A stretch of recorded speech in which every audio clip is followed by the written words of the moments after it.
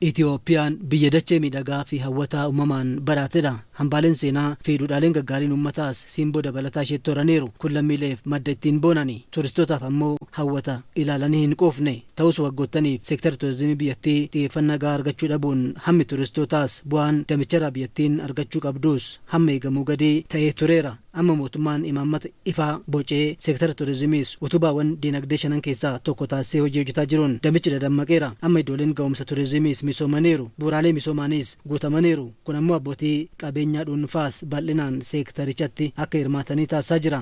ኢትዮጵያ ታሪክ አላት። ኢትዮጵያ ካልቸር አላት። ያንን ለማሳየት የሚያስችል ምቹ ኢንፍራስትራክቸር ግን አልነበራትም። ያንን ቀይር የሚል እሳቤ ነበር።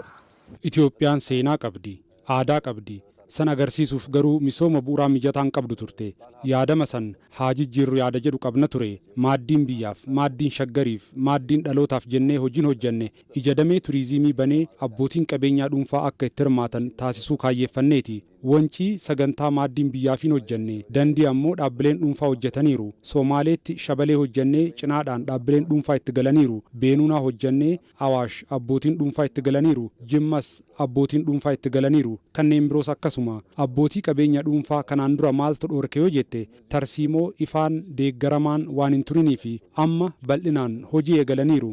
በግልጽ ስትራቴጂ የሚደገፉ መሆን ስላልቻሉ አሁን በጣም በስፋት ስራ ጀምረዋል። bu'uuraaleen misoomaa sadarkaa isaanii eeggatan iddoolee ga'umsa turizimiitti hojjetamaa jiran hammi turistootaa gara biyyattiitti dhufaa jiranii akka dabalu taasisuu eegaleera.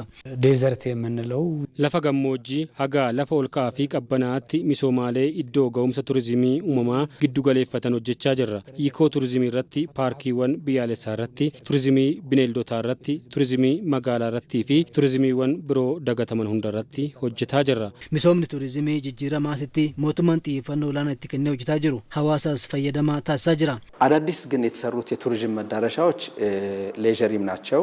iddooleen ga'umsa turizimii haarofti hojjetamaa jiran sadarkaa isaanii kan eeggatani akka agarsiiftuuwwan Itoophiyaa haarawaatti kanneen tajaajilanidha. Nama kan giddu galeeffatan hawaasa naannawichaa fayyadamaa kan taasisanidha. ኮሚኒቲን ቤኔፊት ያደርጋል።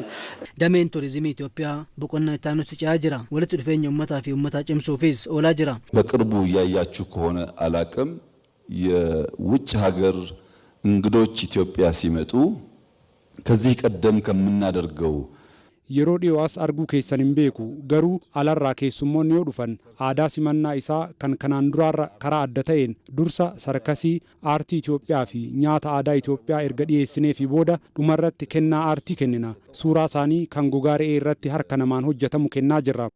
ፎቶአቸውን በቆዳ የሚሰሩ አንድ ሰው ብቻ እንዳልጠራ ብዬ ነው ብዙዎች ይኖራሉ አርት ነው የሚሰጠው ለሰዎች ኢትዮጵያ ውስጥ የሚሰራ ከፍየል ቆዳ እያልን ማለት ነው hojii misoomaa damee turizimii irratti mootummaan hojjetamaa jiru kanaan damichi asumarraa badhaadhina biyyaaf gumaachisaa olaanaa ta'uu ifatti mul'ataa jira.